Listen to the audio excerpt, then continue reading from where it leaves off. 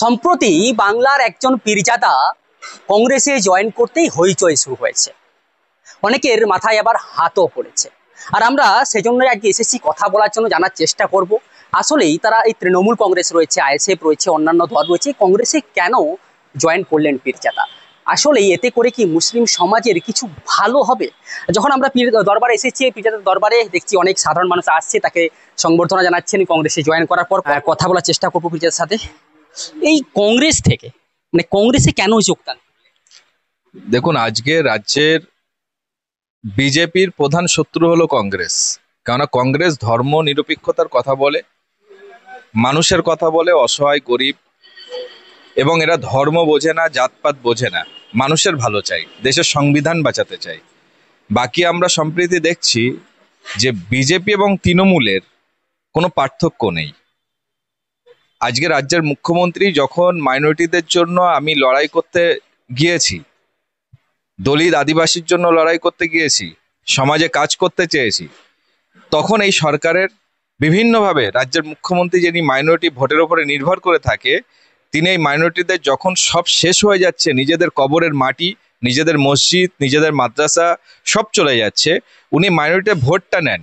আমরা আন্দোলন করে বলতে গেলাম রাজ্যের খ্রিস্টান, রাজ্যের হিন্দু, রাজ্যের মুসলিম, দলিত আদিবাসী একত্রিত হয়ে এই ওয়াকফ আন্দোলন যখন করছে, উনি তখন বলছে আমার থেকে বড় শত্রু কেউ হবে না। তাহলে কি বোঝাতে চাইছেন? যেহেতু ভোটটা প্রয়োজন আমার, আর তোমাদের আর কারোর প্রয়োজন নেই, তোমরা যেখানে যাই হয়ে যাক, ভোটটা ওনার দরকার। তো এটা বাংলার মানুষ বুঝতে পেরেছে। আমরা বুঝেছি যে বিজেপির থেকে, আরএসএস এর থেকে এক ধাপ এগিয়ে আজকে এই রাজ্য সরকার যে কিভাবে নির্যাতন করছে মাইনরিটিদের, সেটা মানুষ বুঝে গেছে। যে কারণে আজকে আমি এই সিদ্ধান্ত নিয়েছি, এবং ওনার কথা সম্মান রেখে উনি দিল্লি গিয়ে আন্দোলন করতে বলেছে। তো দিল্লির বিজেপির প্রধান শত্রু তো কংগ্রেস, এবং তারাই আন্দোলন করে, বিরোধী দল। তো ওনার কথা মতো, ওনার সম্মান রেখে আমি দিল্লি গিয়ে সেই কংগ্রেসের হাত ধরে আমরা এই মাইনরিটি, দলিত, আদিবাসী সমস্ত মানুষের জন্য কাজ করার উদ্দেশ্যে আমি কংগ্রেসে গিয়ে। মানে মুসলিমদের মুশিয়া বলে দাবি করা হয় তৃণমূল কংগ্রেসকে, তাদের পাশে আপনারা থাকছেন না? আরো কিছু কারণ? 15 বছর তো আমরা ছিলাম, 15 বছর পরে আজকে আমরা নেই কেন, সেটা মুখ্যমন্ত্রীকে আপনারা প্রশ্ন করুন যে আমরা কেন নেই। এবং আমরা দেখেছি এই বাংলার মানুষ তাকে বাঙালির কথা ভাবে, উনি বাঙালির কথা ভাবেন না, উনি বাইরের লোকের কথা ভাবেন। তার নিদর্শন মুর্শিদাবাদ, তার নিদর্শন কলকাতা। আপনি যারা উচ্চ লেভেলের রাজনীতি করেন, এই সরকারের প্রতিনিধিত্ব করেন, প্রত্যেকে বাঙালি মানুষ কটা আছে আপনি দেখান তো। এবং মুর্শিদাবাদে সেখানে বাঙালি সম্প্রদায়ের মুসলিমরা ছিল না ভালো, সেখানে আপনি বাইরে থেকে একটা হিন্দিভাষী মানুষকে ধরে এনে সেখানে ভোট করাচ্ছেন কেন? এই বহিরাগত মানুষকে নিয়ে রাজ্যে কেন ভিড় করাচ্ছেন? এবং আপনি তো রাজ্যের মানুষ যখন চাকরি পাচ্ছে না, রাজ্যের মানুষ যখন অর্ধনগ্ন হয়ে আন্দোলন করতে হচ্ছে শিক্ষকদের, তখন আপনি বলছেন বহিরাগত। আর আপনি বহিরাগত এনে এখানে নির্বাচনে জিতিয়ে তাদেরকে নেতৃত্বের জায়গায় বসাচ্ছেন, অথচ তারা একবারও বাঙালির কথা ভাবে না, বাংলার কথা ভাবে না। অতএব আমরা তো বুঝে গেছি ব্যাপারটা, এটাই হচ্ছে মূল ফ্যাক্ট। পরবর্তীতে কি ভোটে লড়বেন? আমি নির্বাচনে অংশগ্রহণ করব না, আমি দলকে বলেছি, আমি কেন্দ্রকেও বলেছি। কিন্তু আমি বলবো, বর্তমান সময়ে আমাদের সমাজে সর্বধর্মের, বিশেষ করে দলিত, আদিবাসী, এসসি, এসটি, ওবিসি এবং মাইনরিটি মুসলিমরা এবং অন্যান্য সম্প্রদায় যারা কষ্টে আছে এই রাজ্যে, যাদেরকে নিয়ে ভোট ব্যাংক বানানো হয়, শুধু তারা কিছুই পায় না। আমি বলবো আপনারা সচেতন হন।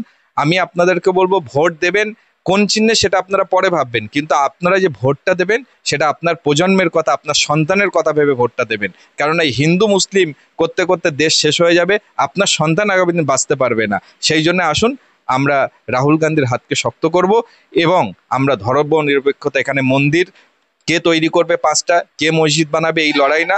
আমরা কর্মসংস্থান চাই, আমরা শিল্প চাই, আমাদের লড়াই এটাই। কোনো শর্ত রেখেছেন কংগ্রেসে জয়েন করার পূর্বে? না, শর্ত একটাই রেখেছি, যে পিছিয়ে পড়া মানুষ। শর্ত আমি এটাই বলেছি যে আজকে আমার ভালো লেগেছে যে রাহুল গান্ধী গোটা দেশে ভারত জোড়ো যাত্রা করে যেভাবে মানুষের পাশে দাঁড়িয়েছে। নরেন্দ্র মোদী আজকে দেশের, তিনি যুদ্ধ লাগিয়ে যারা ক্ষতিগ্রস্ত হলো তাদের একবারও দেখতে গেলেন না। রাহুল গান্ধী সেই অসহায় মানুষের ঘরে পৌঁছে গিয়েছে।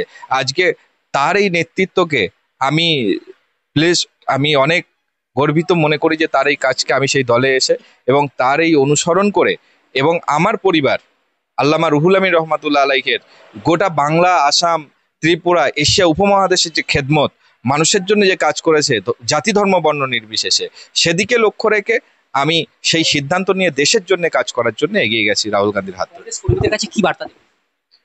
কংগ্রেস কর্মীরা, আমি মনে করি কর্মী যারা আছে তারা সক্রিয় আছে, ভয় পাওয়ার কিছু নেই। আমি বলি আপনারা গ্রামে গ্রামে একদম আপনাদের নিজেদের সাহসিকতা নিয়ে লড়াই করুন, কারোর ভয় পাবেন না। আপনার দেশে আপনার অধিকার আছে, আপনি কোন দল করবেন, সাংবিধানিক অধিকার। যদি কোথাও কোনো আপনাদের ভয় দেখানো হয়, আপনাদেরকে অত্যাচার করা হয়, আপনারা আমাদের সঙ্গে যোগাযোগ করুন। নিশ্চিতভাবে আমাদের এই সংগঠন, আমাদের দল তাদের পাশে দাঁড়াবে। এবং যারা কংগ্রেসে আসতে চায়, যারা এই নির্যাতিত হচ্ছেন, আজকে প্রত্যেক মানুষকে বলবো আপনারা সেখানে না বলতে পারুন, তাদের ফ্ল্যাগ যদি মার খেয়ে ধরে রাখতে হয় ধরুন, কিন্তু ভোটটা আপনারা কংগ্রেসকে দিন। কেন, দেশ বাঁচাতে হবে, সংবিধান বাঁচাতে হবে, এবং এই দেশের আগামী দিন হিন্দু মুসলিম খেলা সরকারকে ফেলতে হবে। এবং তার থেকে বড় ভয়ঙ্কর রাজ্যের যে সরকার, তারা মাইনরিটিদের জন্য আরো ভয়ঙ্কর, মানুষের জন্য ভয়ঙ্কর। কেননা এখানে শিক্ষামন্ত্রী জেলে, খাদ্যমন্ত্রী জেলে, সবাই জেলে যায়। অতএব এই জেলে যাওয়া সরকার আর কতদিন এই মারধর দিয়ে কতদিন ভোট নিয়ে রাখবে? মানুষ বুঝতে শিখেছে, মানুষ রুখে দাঁড়াচ্ছে। অতএব মানুষ আগামী দিন কংগ্রেসে আসবে, এবং যারা আসতে চায় আমি বলবো আপনারা সাহসিকতা নিয়ে এগিয়ে আসুন, আমরা আপনাদের সঙ্গে আছি। যেখানে যার সমস্যা হবে আমাদেরকে জানান, আমরা সেখানে পৌঁছে যাবো।